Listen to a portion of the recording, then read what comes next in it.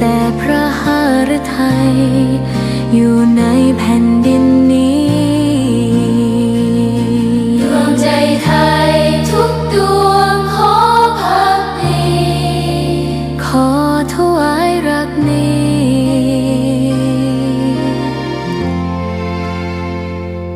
นิรันดร์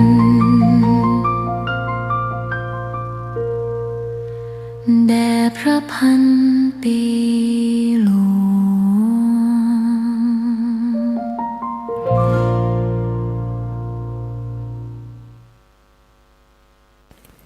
ขอความนอบน้อมจงมีแด่พระรัตนตรัยเจ้าสามประการพระรัตนตรัยองค์ที่หนึ่งคือพระพุทธเจ้าพระรัตนตรัยองค์ที่สองคือพระธรรมเจ้าพระรัตนตรัยองค์ที่สามคือพระอริยสังฆเจ้าข้าพระพุทธเจ้าขอเคารพนอบน้อมกราบไหว้แตบไตรไวสาคุณพระรัตนตรัยเจ้าถึงสามประการด้วยความเคารพสักการะเป็นอย่างยิ่งขอถวายความเคารพพระมหาเถรานุเถระเจ้าคณะพระสังฆาธิการครูบาอาจารย์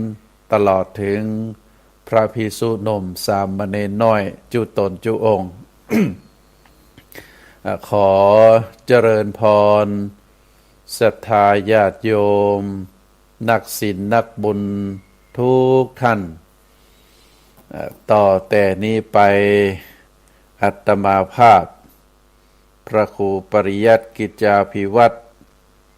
สำนักวัดพระสิงห์อำเภอเมืองจังหวัดเชียงใหม่ก็จะได้น้อมนำเอาสารธรรมคติธรรม ชาดกธรรมในทางพระพุทธศาสนามามอบเป็นธรรมบรรณาการอาหารใจคือกับท่านสาธุชนที่กำลังรับฟังรายการอยู่ก็เป็นไปเพื่อให้เกิดความรู้ เกิดสติปัญญาบารมีธรรมเมื่อได้รับฟังแล้วก็จะมีความรู้ความเข้าใจเกิดเป็นการสะสมคุณงามความดีสะสมบารมีธรรมเพื่อที่จะให้ความรู้นั้นสมบูรณ์ถูกต้องเข้าใจแจ่มแจ้งและเมื่อประพฤติเมื่อได้รู้ได้เข้าใจอย่างถูกต้องแจ่มแจ้งแล้วก็จะได้น้อมนำเอาพระธรรมคำสอนเหล่านั้นมาประพฤติปฏิบัติเมื่อประพฤติปฏิบัติแล้วก็จะก่อให้เกิดเป็นความสุขเป็นความสุขอันเกิดจากการปฏิบัติในสิ่งที่ถูกต้องเป็นความสุขที่ยั่งยืนเป็นความสุขที่ถาวรเป็นความสุขที่จะติดตามตัวเฮาไปตลอดเหมือนกับเงาติดตามตัวเฮาอันนี้เป็นพุทธดำรัสเป็นคำสอน ขององค์สมเด็จพระสัมมาสัมพุทธเจ้าก่อนอื่นก็ขออนุโมทนาในส่วนบุญส่วนกุศลของทางคลื่นสถานีวิทยุคลื่นพระพุทธศาสนาแห่งนี้ภายใต้การนำของท่านผู้อำนวยการเจ้าหน้าที่ทุกฝ่ายทุกแผนกที่ได้อำนวยความสะดวกคือนำเสียงเรียงนามของครูบาอาจารย์ผู้จัดรายการได้ไปสู่ศรัทธาประชาชนนักศีลนักบุญผู้รับฟังรายการตามสถานที่ต่างๆอันเป็นไปตามคลื่นสถานีวิทยุกำลังส่งไปถึงตรงไหนก็สามารถรับฟังได้จะชัดเจนหรือบ่ชัดเจนหรือมีเครือข่ายทางสถานีวิทยุ ที่ได้รับช่วงต่อก็ถือว่าเป็นบุญเป็นกุศลเนอะที่ได้ช่วยกันเอาพระสัทธรรมขององค์สมเด็จพระสัมมาสัมพุทธเจ้าไปเผยแพร่ไปให้ผู้ที่บ่ฮู้ก็ได้ฮู้ผู้ที่บ่เคยฟังก็ได้ฟังผู้ที่บ่เคยเข้าใจก็จะได้เข้าใจเมื่อเข้าใจในสิ่งที่ถูกต้องตามศีลตามธรรมก็จะได้น้อมนำมาประพฤติปฏิบัติตามที่ว่ามาเมื่อประพฤติปฏิบัติในสิ่งที่ถูกต้องถูกศีลถูกธรรมก็จะให้ผู้นั้นเป็นความเกิดความสุขเป็นความสุขที่ยั่งยืนเป็นความสุขที่ถูกต้องเป็นความสุขที่บ่เจือปนไปด้วยสิ่งที่บ่ถูกต้อง ก็ถือว่าเป็นอานิสงส์ที่เราได้ช่วยกันเผยแพร่พระสัทธรรมของพระพุทธเจ้า พระพุทธองค์ก่อนจะเสด็จดับขันธปรินิพพานพระพุทธองค์ได้ตั้งปณิธานไว้ว่าก่อนที่จะเสด็จดับขันธปรินิพพานก็คือการตายของพระพุทธองค์นั้นพระพุทธองค์ได้ตั้งปณิธานไว้ว่าขอให้พุทธบริษัทอันใดแก่ภิกษุภิกษุณีอุบาสกอุบาสิกาได้ศึกษาห่ำเฮียนในพระสัทธรรมคำสอนของพระพุทธองค์อันนี้ข้อที่หนึ่งประการที่สองได้มีปณิธานความหวังไว้ว่าพุทธบริษัทสี่อันได้แก่ภิกษุภิกษุณีอุบาสกอุบาสิกาจะได้น้อมนำเอาพระสัทธรรมที่ได้ศึกษาดีแล้วมาประพฤติปฏิบัติคือถูกต้องคือได้มรรคได้ผลตามความปรารถนาตามบุญญาบารมีของแต่ละบุคคล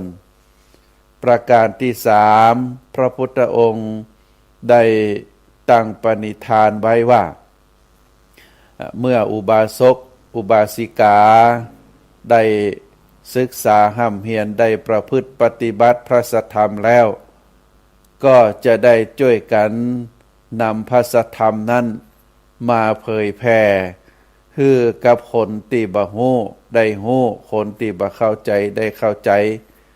คนที่ยังลังเลสงสัยก็จะได้หายความสงสัยเหล่านั้นโดยการช่วยกันเผยแผ่พระสัทธรรมไปยังคนทั้งหลายที่ยังบ่ได้ฮู้บ่ได้เข้าใจอันนี้เป็นพุทธปณิธานข้อที่สามพุทธปณิธานข้อที่สี่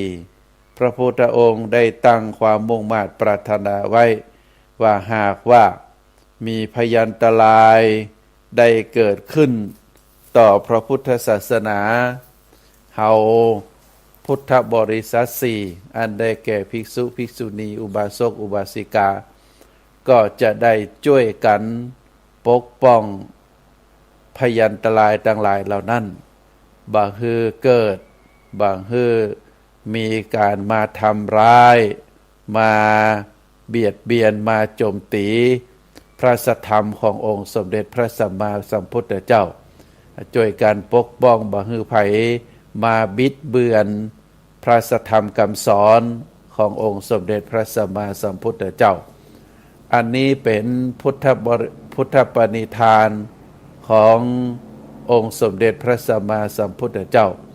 ก่อนที่พระพุทธองค์จะได้เสด็จดับขันธปรินิพพานเมื่อพระพุทธองค์ได้มั่นใจได้มั่นพหฤทัยว่าพุทธบริษัทสี่จะช่วยกันศึกษาห่ำเฮียนช่วยกันประพฤติปฏิบัติช่วยกันเผยแพร่พระสัทธรรมและก็ช่วยกันปกป้องพยันตรายอันจะเกิดขึ้นต่อพระพุทธศาสนาแล้วพระพุทธองค์ก็จึงได้เสด็จดับขันธปรินิพพานพุทธปณิธานของพระพุทธองค์ได้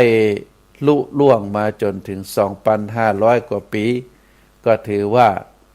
เฮาท่านทั้งหลายในฐานะที่เกิดมาในภายใต้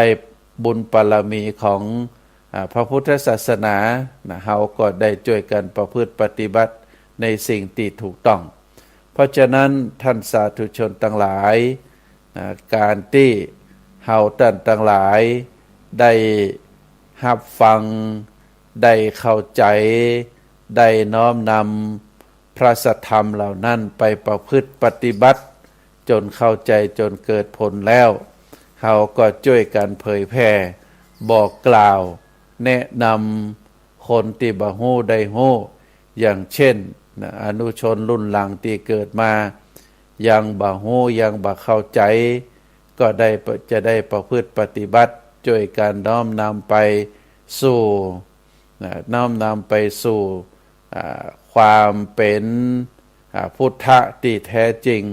โดยการประพฤติปฏิบัติที่ถูกต้องแล้วก็เมื่อมีพยันตรายที่คนต่างหลายมาโจมตีมาว่ากล่าวพระสัทธรรมขององค์สมเด็จพระสัมมาสัมพุทธเจ้าว่าเป็นข้อวัดปฏิบัติที่บ่ถูกต้องเฮาก็จะได้ช่วยเหลือกันปกป้องพระพุทธศาสนาคือมีความยั่งยืนมีความรุ่งเรืองต่อไปเพราะฉะนั้นในโอกาสช่วงนี้เฮาถือว่าเป็นช่วงติดต้นปีพุทธศักราช 2567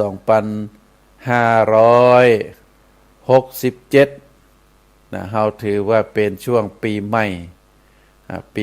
ที่เริ่มต้นเดือนมกราเป็นเดือนแรกก็เป็นสิ่งที่สมมุติขึ้นมาเพื่อให้เฮาท่านทั้งหลายได้รู้ได้เข้าใจเรื่องการเวลาเรื่องการเวลาที่เฮาได้ทราบโดยเรียกว่าเป็นปฏิทินนั้นมีอยู่2ประการปฏิทินอันหนึ่งเฮาเรียกว่าสุริยคติโดยถือเอาพระอาทิตย์เป็นการนับพระอาทิตย์ตึงวันขึ้นลงเฮาก็เรียกว่าเป็นสุริยคติจากวันจากชั่วโมงก็เป็นวันจากวันก็เป็นสัปดาห์จากสัปดาห์ก็เป็นเดือนแล้วก็ไปเป็นปี12เดือนเป็น1ปีอันนี้เราเรียกว่าเป็นสุริยคติถ้าเป็นจันทรคติก็จะนับเป็นแรม1ค่ำไปจนถึง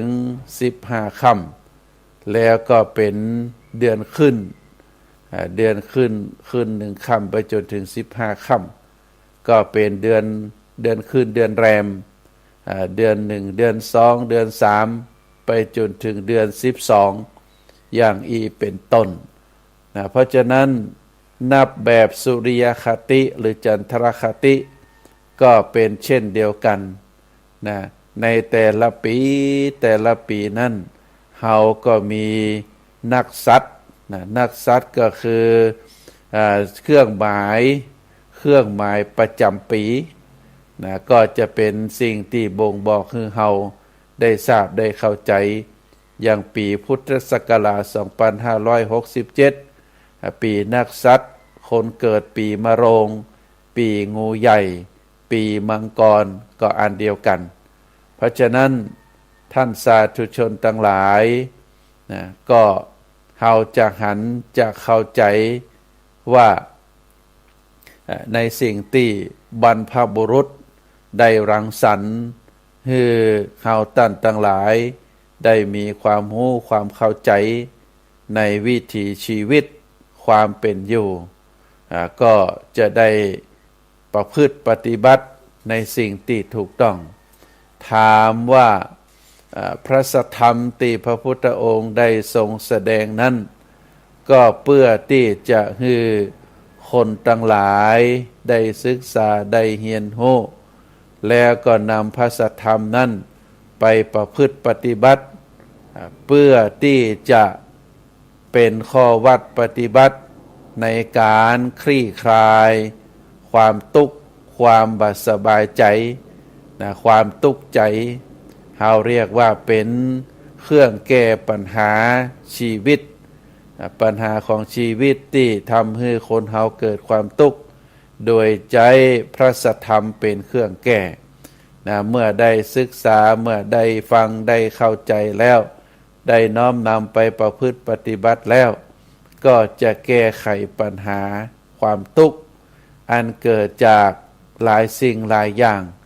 ที่เข้ามาสู่ตัวเฮาเมื่อเฮาได้ประพฤติปฏิบัติโดยเป็นการประพฤติปฏิบัติโดยเหตุโดยผลนะก็จะก่อให้เกิดความสุขเมื่อได้ประพฤติปฏิบัติที่ถูกต้องแล้วก็จะมีความสุขก็จะเป็น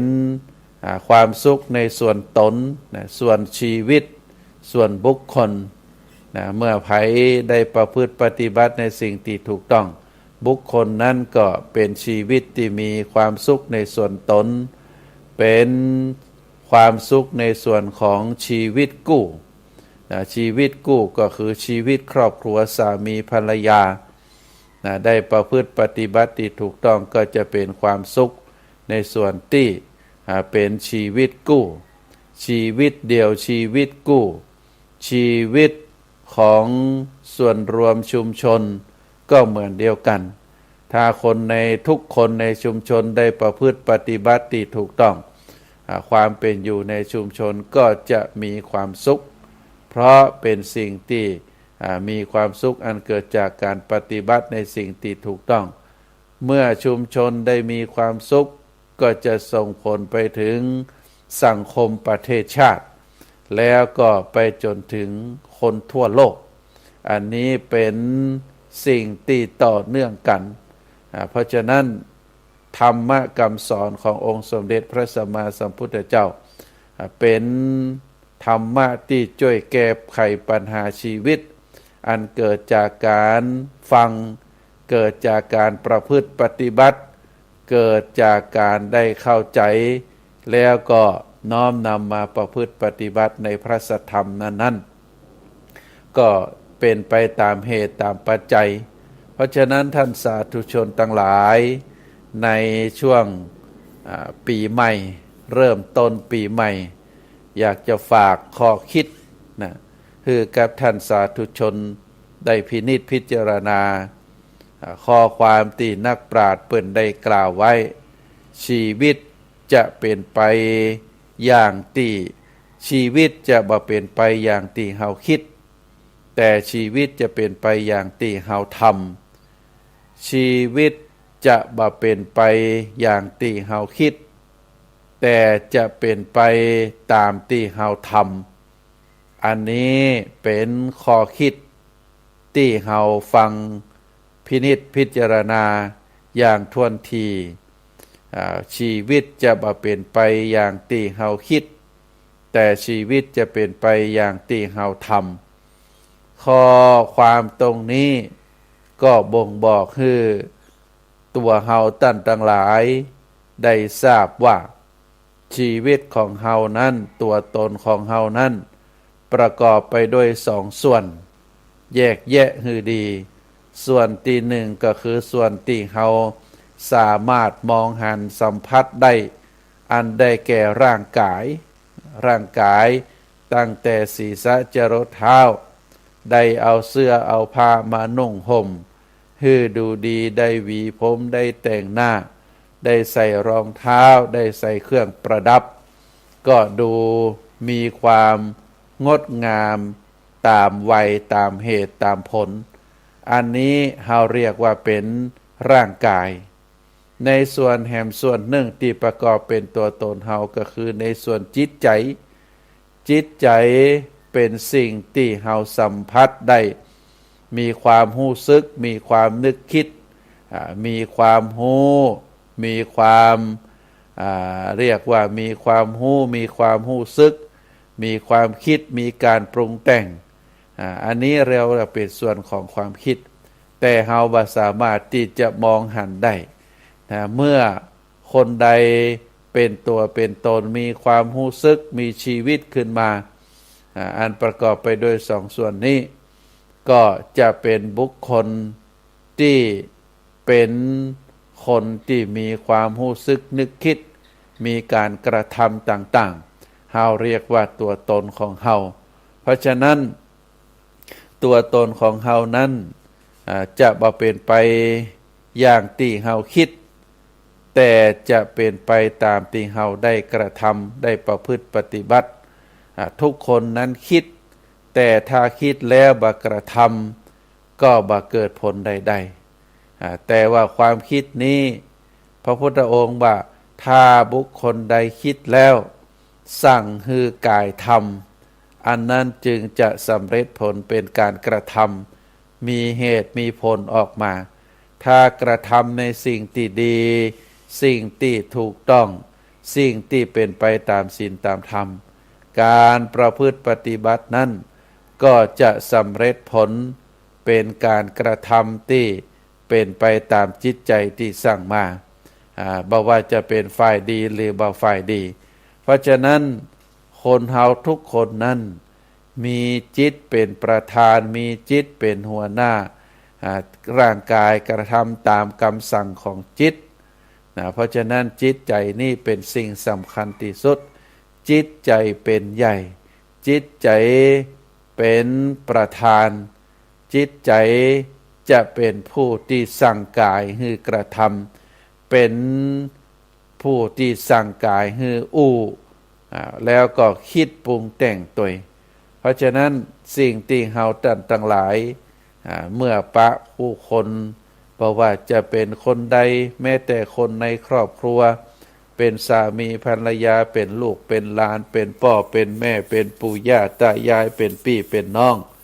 ทุกคนนั้นมีสภาพความคิดที่แตกต่างกันจะบ่เหมือนกันเพราะความคิดนั้นเป็นเรื่องละเอียดอ่อนเป็นเรื่องที่ได้รับประสบการณ์ได้ไปหู้ได้ไปหันได้ไปฟังมาบัดเต้ากันเมื่อได้รับประสบการณ์มาบัดเต้ากันความคิดก็จะเป็นไปคนละแบบเพราะฉะนั้นก็อยู่คนเดียวระวังความคิดอยู่กับมิตรระวังวาจาเป็นกล่าวไว้เพราะฉะนั้นความคิดจิตใจของคนเฮานั้นจะต้องมีธรรมะเป็นเครื่องหล่อเลี้ยงธรรมะเป็นเหตุแห่งความดีธรรมะเป็นคำสอนธรรมะที่พระพุทธองค์ตรัสไว้นั่นเป็นข้อหล่อเลี้ยงจิตหล่อเลี้ยงใจแล้วก็ได้สั่งกายให้ประพฤติปฏิบัติตามที่เฮาได้เข้าใจตามที่เฮาได้ศึกษาเรียนรู้มาแต่ถ้าดวงจิตดวงใจดวงใดที่ได้รับประสบการณ์ในสิ่งที่บดีได้ถูกอบรมสั่งสอนได้มีความรู้ความเข้าใจในสิ่งที่บดีใจดวงนั้นก็จะสั่งให้กายมากระทำในสิ่งที่บดีเพราะฉะนั้นในอริยสัจในอริยมรรคในอริยมรรคมีองค์8ซึ่งเป็นหลักธรรมที่สำคัญที่สุดในพระไตรปิฎก3ตรากา3ส่วนอันได้แก่พระสุตตันตปิฎกพระวินัยปิฎกพระอภิธรรมปิฎก 84,000 พระธรรมขันธ์เมื่อรวมกันแล้วเมื่อย่นย่อลงมาก็จะเป็นอริยมรรคมีองค์8อริยมรรคมีองค์8นี้ถือว่าเป็นหลักธรรมที่สำคัญที่สุดในอริยมรรคมีองค์8นั้นพระพุทธองค์ได้ตรัสข้อแรกเรียกว่าสัมมาทิฏฐิสัมมาทิฏฐิก็คือมีความคิดมีความหันที่ถูกต้องถามว่าจะได้พระพุทธองค์จึงได้ตรัสพระสัทธรรมในอริยมรรคมีองค์8เอาความหันที่ถูกต้องมาเป็นข้อแรก ก็เพราะว่าความคิดความหันความนึกคิดเป็นสิ่งสำคัญถ้าเฮาคิดในเรื่องที่ดีคิดในสิ่งที่ถูกต้องก็จะส่งผลให้ข้อวัดปฏิบัติข้ออื่นๆอริยมรรคมีองค์8ข้ออื่นๆถูกต้องโดยแต่ถ้ามีความคิดมีความหันมีความเป็นทัศนคติที่บ่ถูกต้องก็จะทำให้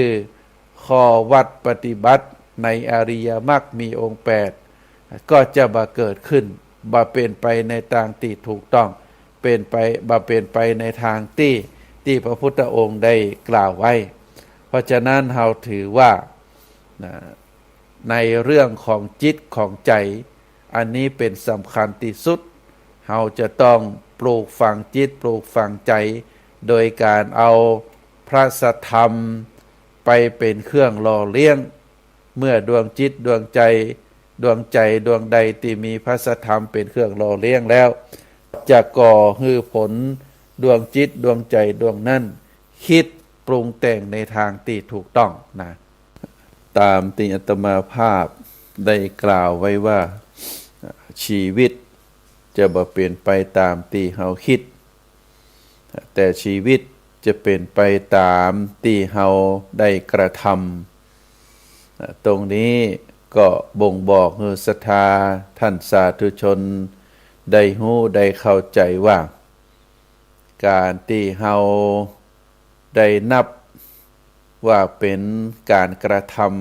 ำหรือที่เฮาเรียกว่าเป็นกรรมก็จะต้องประกอบไปด้วยการลงมือการกระทำมีเจตนาที่จะท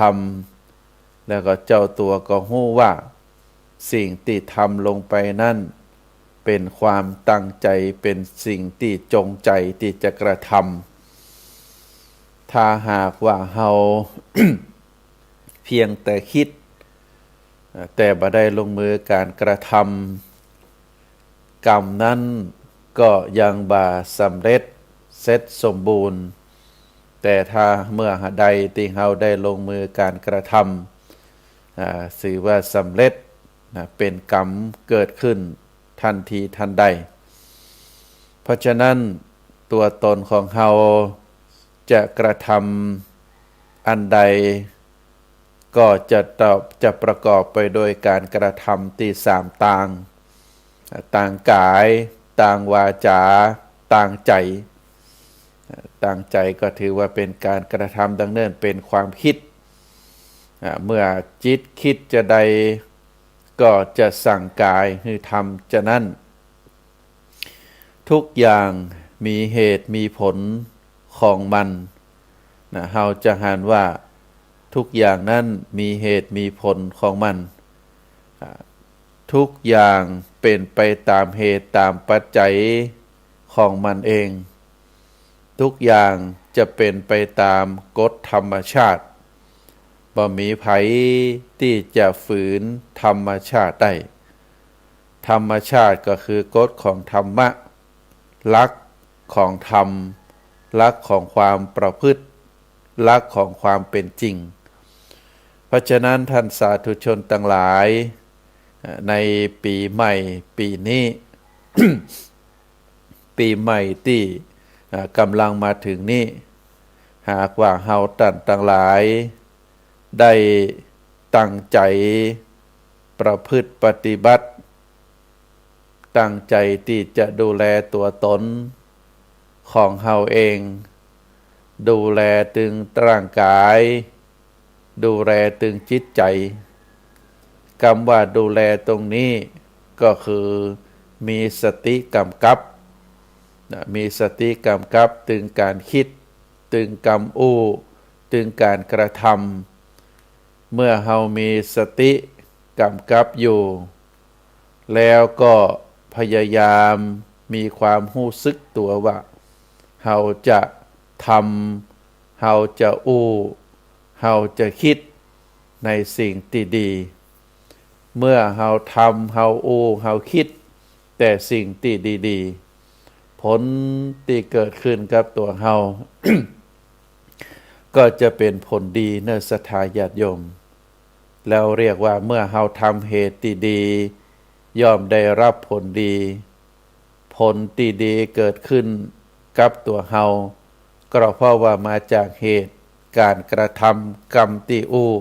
ใจที่คิดเป็นสิ่งที่ดีเพราะฉะนั้นตามที่ได้กล่าวว่าทุกอย่างเป็นไปตามเหตุตามปัจจัยของมันทุกอย่างมีเหตุมีผลของมันทุกอย่างจะเป็นไปตามกฎธรรมชาติบ่มีภัยที่จะฝืนธรรมชาติได้ธรรมชาติก็คือกฎของธรรมะหลักของธรรมหลักแห่งความเป็นจริงตามที่ว่ามานั่นก็เพราะมาจากเหตุและผลที่กล่าวก็คือถ้าหากว่าเฮาได้กระทำมีเป็นกรรมที่อู้เป็นข้อความที่คิดเป็นสิ่งที่ดีเฮาเรียกว่าเป็นเหตุของความดีผลที่ตวยมาผลที่เกิดขึ้นกับเจ้าของชีวิตคือตัวเฮาก็คือจะได้รับผลที่ดีก็เป็นข้อฝากข้อคิดคือท่านทั้งหลาย ได้พินิจพิจารณาถ้าเฮาได้พินิจพิจารณาลึกลงไปถึงเหตุสาวถึงเหตุได้เฮาก็จะรู้ว่าถ้าเฮารู้เหตุคือระมัดระวังบัดทำเหตุแห่งความบดีนะเฮาบัดทำเหตุแห่งความบดี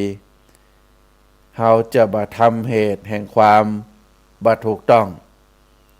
เฮาจะบัดกระทำเหตุแห่งความผิด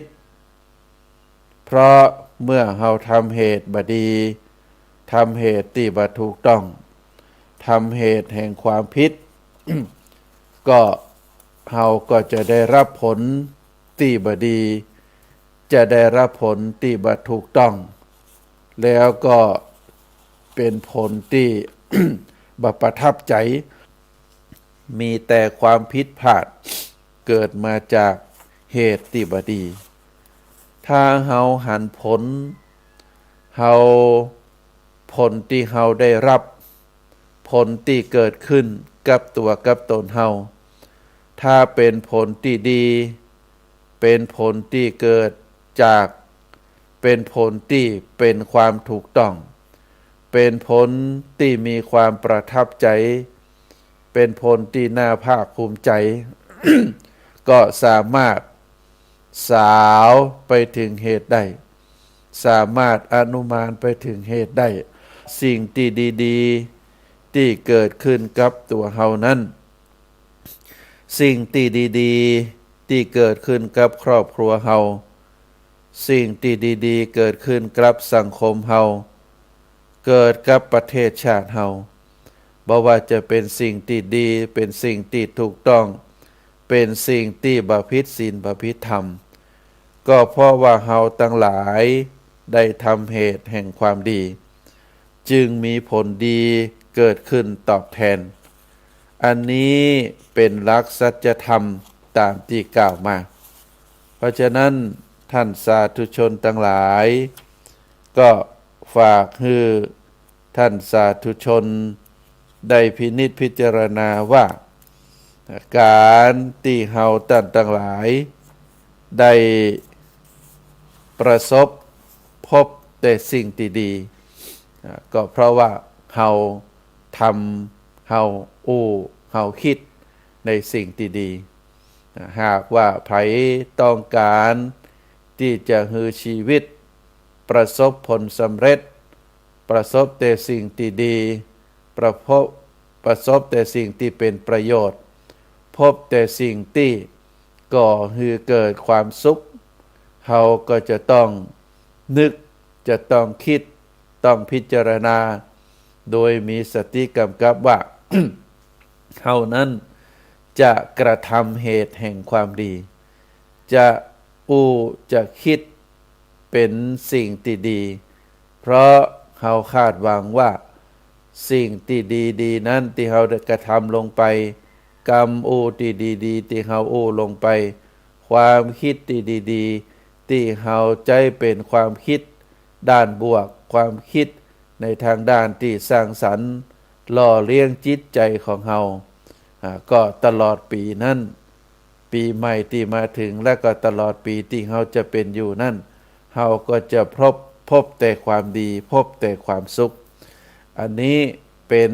หลักสัจธรรมที่พระพุทธองค์ได้กล่าวสอนไว้ท่านสาธุชนทั้งหลายตามที่กล่าวมาว่าการกระทำทางกายการกระทำทางวาจาการกระทำทางความคิดการกระทำทางกายก็คือการใช้ร่างกายทำการกระทำทางวาจาก็คือการอู้การกระทำทางความคิดก็คือการคิดการนึกการพินิจพิจารณาเฮาลองมาพิจารณาดูว่า การกระทำทางกายที่เฮาเรียกว่าทำความดีนั่นก็คือการช่วยเหลือเกื้อกูลการฮือความฮักความเอ็นดูความสงสารเพื่อที่จะฮือเปื้อนร่วมโลกคือสรรพสัตว์ทั้งหลายบัดได้ฮือเขาทั้งหลายเหล่านั้นได้รับการเบียดเบียน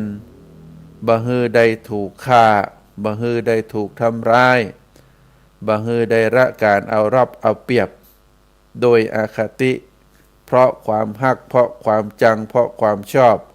เพราะความกลัวเพราะความขาดสติเพราะฉะนั้นสิ่งที่เฮาจะกระทำทางร่างกายก็คือการบ่เข้าไปเบียดเบียนการบ่เข้าไปทำร้ายการบ่เข้าไปเข็นฆ่าสรรพสัตว์ทั้งหลายที่เกิดมาร่วมโลกบ่ว่าจะเป็นมนุษย์บ่ว่าจะเป็นคนใกล้ชิดคนอยู่ไกลบ่ว่าจะเป็นสรรพสัตว์ที่เป็นสัตว์เดรัจฉาน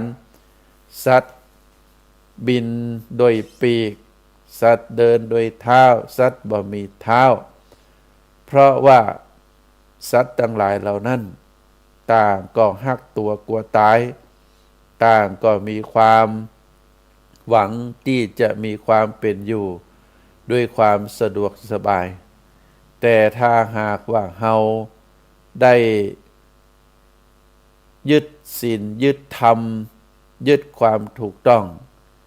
ก็ได้พินิจพิจารณาแล้วว่าเฮาจะฮือความฮัก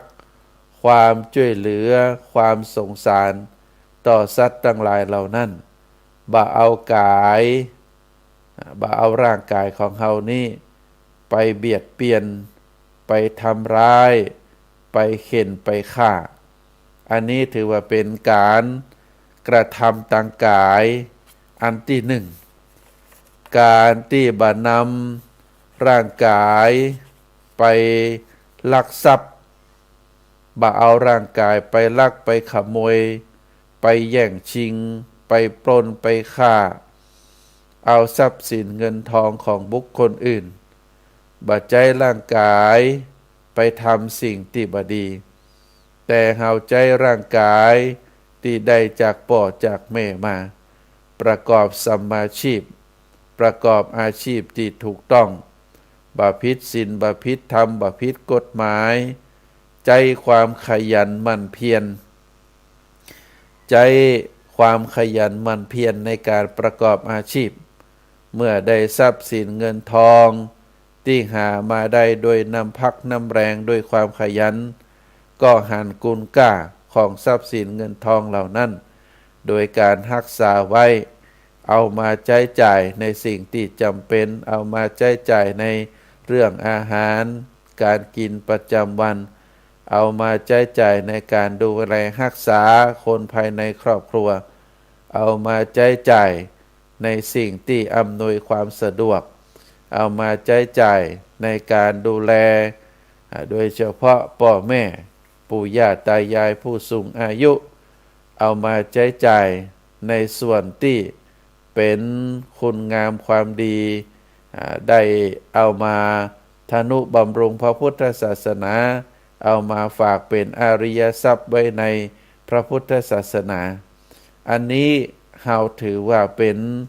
การประกอบสัมมาชีพประการที่สามที่เราบ่เอาร่างกายเราไปทำก็คือบ่นำร่างกายไปเล่นจุพิษผัวพิษเมียพิษลูกของคนอื่นพิษคู่ครองของคนอื่นเรามีความสันโดษในคู่ครองของตัวเก่าเราเรียกว่าทาระสันโดษยินดีสำรวมระวังในการประพฤติตนประพฤติกามอย่างอีเป็นต้นสามสิ่งสามประการนะก็คือการบ่เอาร่างกายไปเบียดเบียนไปเข็นฆ่าไปทำร้ายบรรดาสรรพสัตว์ทั้งหลาย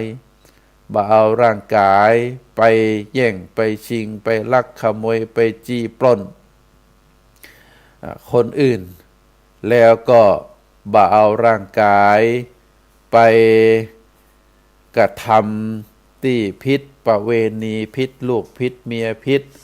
สามีพิษภรรยาของคนอื่นสำรวมระวังในกามสำรวมระวังในการประพฤติในความกู้ครองสามสิ่งสามประการนี้ถ้าเราได้ระมัดระวังเป็นการกระทำตั้งกายเนื้อศรัทธาญาติโยมนอกจากนั้นแล้วเราก็จะหันว่าการที่เราระมัดระวังสำรวมกายบังฮือไปกระทำผิดแล้วสิ่งที่พระพุทธเจ้าได้สำทับตัวมาว่าถ้าหากว่าเราบ่สำรวมระวังกายไว้ฮือดีๆบางทีบางครั้งก็นำตัวตนร่างกายของเราไปสู่หลุมดำแห่งชีวิตหลุมดำแห่งชีวิตเราเรียกว่าเป็นอบายมุขทางแห่งความชิบหายทางแห่งความล่มจมอย่างเช่นการเป็นนักเลงหญิงนักเลงชายโดยที่บ่ระมัดระวังในการนำร่างกายไปพิษลูกพิษเมียของคนอื่นตามที่ว่ามาอันนี้เป็นหลุมดำแห่งชีวิตข้อที่หนึ่งเขาก็จะหันว่าคนไหนที่มั่งมีเงินทองแต่ถ้าไปชอบสนุกส่วนเสเฮฮาไปตามพับตามบาร์ไปหลงละเลงในสิ่งที่เป็นนักเลงหญิงนักเลงชายมีเงินเท่าใดถ้าคนถูกใจก็เอาเงินไปฮื้อคนนั้นเพื่อที่จะฮื้อคนนั้นได้เข้ามาใกล้ชิดเข้ามาสนิทสนมเข้ามาหาตัวเก่าเพื่อสนองตัณหาความอยากของตัวเองโดยที่บ่ฮู้ว่าเงินทองที่นำไปจ่ายนั้นเป็นเงินทองที่หามาด้วยยากคนไหนที่ได้กระทำประพฤติลักษณะแบบนี้ก็เป็นหลุมดำแห่งชีวิตข้อที่หนึ่งหลุมดำชีวิตของอันที่สองก็คือเป็นนักเลงสุรายาเสพติดนะก็ไผที่ได้นำตัวนำตนเอาสิ่งเสพติดถึงสุราบุหรี่กัญชาเฮโรอีนทั้งหลายทั้งมวลนี้ยาบ้าทั้งหลายเข้ามาสู่ร่างกายของตัวเก่าโดยการกินโดยการเสพโดยการดมโดยการจะใดก็แล้วแต่ก็จะทำให้เป็นสิ่งเหล่านั้นมาทำชีวิตให้ตกต่ำก็เป็นเรียกว่าเป็นหลุมดำชีวิตอันที่สองหลุมดำชีวิตอันที่สามก็คือการเป็นนักเลงการพนัน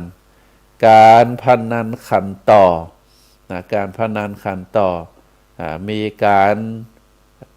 ใส่มีการซื้อมีการล่อด้วยรางวัลเมื่อเราได้เข้าไปติดบ่วงสิ่งต่างหลายเหล่านั้นโดยที่เข้าไปเป็นหุ้นส่วนของชีวิตก็ว่าได้ก็จะทำให้เป็นหลุมดำของชีวิตอันที่สามก็เฮาอย่างเฮาหันตั้งหลายคนมีทรัพย์สินเท่าใดมีสมบัตินักเท่าใดก็จะไปถูกละลายในวงบ่อนการพนันมีลูกขายลูกมีตัวขายตัวมีทรัพย์สินเงินทองขายทรัพย์สินเงินทอง เพื่อสนองตัณหาความอยากที่ตัวเองไปหลงการละเล่นเฮาก็จะหันว่าตระกูลดังหลายตระกูลที่เคยมีทรัพย์สินเงินทองเมื่อสมาชิกตระกูลครอบครัวนั้นคนใดคนหนึ่งไปหลงและเล่นในการบ่อนในการพนันในการทุกสิ่งทุกอย่างก็จะทำให้เกิดความล่มจมจะต้องใช้เงินทองหมดไปกับสมาชิกคนนั้นบางทีก็เป็นตระกูลที่ล่มละลายก็มีอันนี้ก็ถือว่าเป็นหลุมดำชีวิตอันที่สามหลุมดำชีวิตอันที่สี่ก็คือคบคนบดีคบคนชั่วเป็นมิตรก็ถึงสี่ประการนี้หลุมดำข้อที่สี่นี้สำคัญที่สุดเพราะคนบดีก็คือคนเป็นนักเลงหญิงนักเลงชายนักเลงการพนันนักเลงสุรายาเสพติดก็ถ้าเฮาได้ไปคบกับคนเหล่านั้นคนเหล่านั้นก็จะจักจวนเฮาให้ไปกระทำเช่นเดียวกันก็ถือว่าเป็นหลุมดำอันสุดท้ายก็คือหลุมดำในการที่คบคนบดีเพราะฉะนั้นท่านสาธุชนทั้งหลายการนำการทำความชั่วต่างกายที่ว่ามาก็ถือว่าใจร่างกายไปกระทำไปเล่นไปเสพไปหลงไปมัวเมาไปพัวพันก็ถือว่าเป็นกายกรรมเป็นความบดีทางกายส่วนความบดีทางวาจา ก็จะต้องระมัดระวังนะคือการการสื่อสารการเขียนข้อความที่ตรงกับความเป็นจริงบิดเบือนข้อความจงใจให้คนอื่นเข้าใจผิดไปจากความเป็นจริงสื่อบอกให้คนอื่นได้เข้าใจผิดอันนี้เฮาก็ถือว่ารวมเป็นการกระทำทางวาจาก็คือการ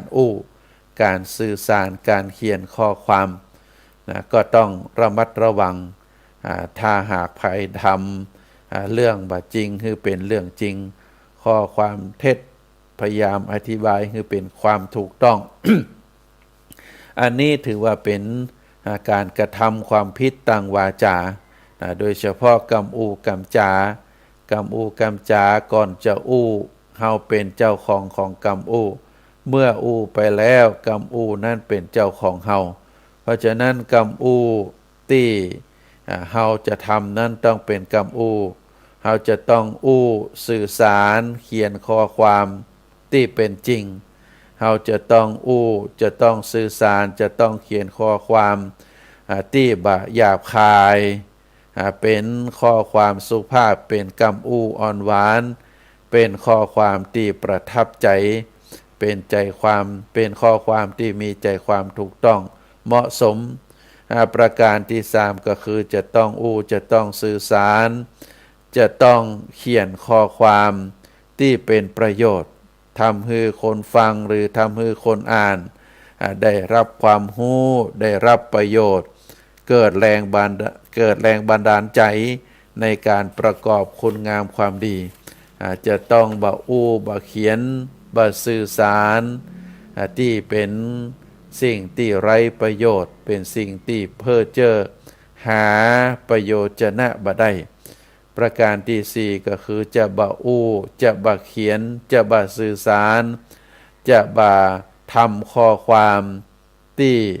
ส่อให้เกิดการยุแยงยุยงให้คนทั้งหลายเข้าใจผิดทำให้คนกลุ่มใดกลุ่มหนึ่งได้รับความเสียหายเกิดความทะเลาะวิวาทพิษกันเพราะข้อความของเฮาไผที่จงใจกระทำตามที่ว่ามาเฮาถือว่าเป็นการกระทำตั้งวาจาคือกรรมเป็นอกุศลกรรมเพราะเป็นคนที่มีจิตใจจงใจที่จะทำให้สิ่งที่มันเป็นความผิดเอามาเอามาเขียนเอามาสื่อสารโดยที่บ่เป็นข้อเท็จจริงก็ทำให้ เกิดความคนอื่นได้เข้าใจผิดไปอันนี้ถือว่าเป็นบาปเป็นอกุศลที่กระทำตั้งวาจาแล้วก็การกระทำตั้งใจก็คือมีความคิดที่ผิดไปจากความเป็นจริงนะเราก็จะต้องเป็นความคิดที่ต้องระมัดระวังบางทีผิดไปจากความเป็นจริงบางทีเป็นความคิดที่เป็นมิจฉาทิฐิทำใจฮือคิดไปในทางที่ดีคิดไปในทางด้านบวกมีความคิดไปในทางสร้างสรรค์เป็นประโยชน์ต่อส่วนรวมบ่มีความหันแก่ตัว